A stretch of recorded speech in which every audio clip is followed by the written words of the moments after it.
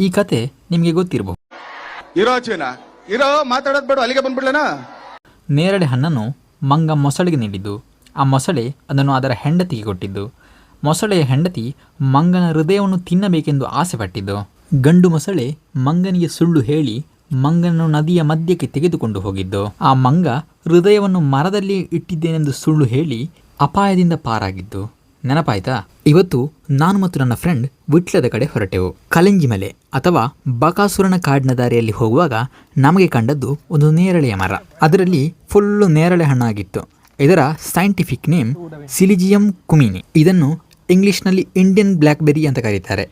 ಈ ದೃಶ್ಯವನ್ನು ಕಂಡ ಕೂಡಲೇ ನಮ್ಮಲ್ಲಿನ ಬಾಲ್ಯದ ನೆನಪುಗಳು ಮತ್ತು ಮರ್ಕಟ ಮನಸ್ಸು ಜಾಗೃತವಾಯಿತು. ಅಂದಿನ ಎಲ್ಲಾ ಪ್ಲಾನ್ಗಳನ್ನು ಕ್ಯಾನ್ಸಲ್ ಮಾಡಿ ಈ ನೇರಳೆ ಹಣ್ಣನ್ನು ಕೊಯ್ಯುವುದಕ್ಕೆ ನಿಂತೆವು.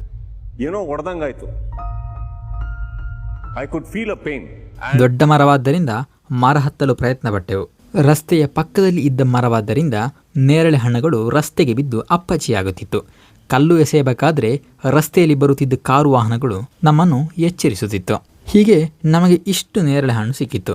ಸ್ವಲ್ಪ ಅಲ್ಲೇ ತಿಂದು ಇನ್ನು ಸ್ವಲ್ಪವನ್ನು ಜ್ಯೂಸ್ ಮಾಡಲು ಟ್ರೈ ಮಾಡಿದ್ವಿ. ನಿಮ್ಮ ಬಾಲ್ಯದಲ್ಲೂ ನಿಮಗೆ ಈ ರೀತಿಯ ನೆನಪುಗಳಿದ್ದರೆ ಫಾಲೋ ಮಾಡಿ ಮತ್ತು ನಿಮ್ಮ ಅನಿಸಿಕೆಯನ್ನು ಕಮೆಂಟ್ ಮಾಡಿ. ನೆಕ್ಸ್ಟ್ ವಿಡಿಯೋದಲ್ಲಿ ಸಿಗೋಣ. ಬಾಯ್.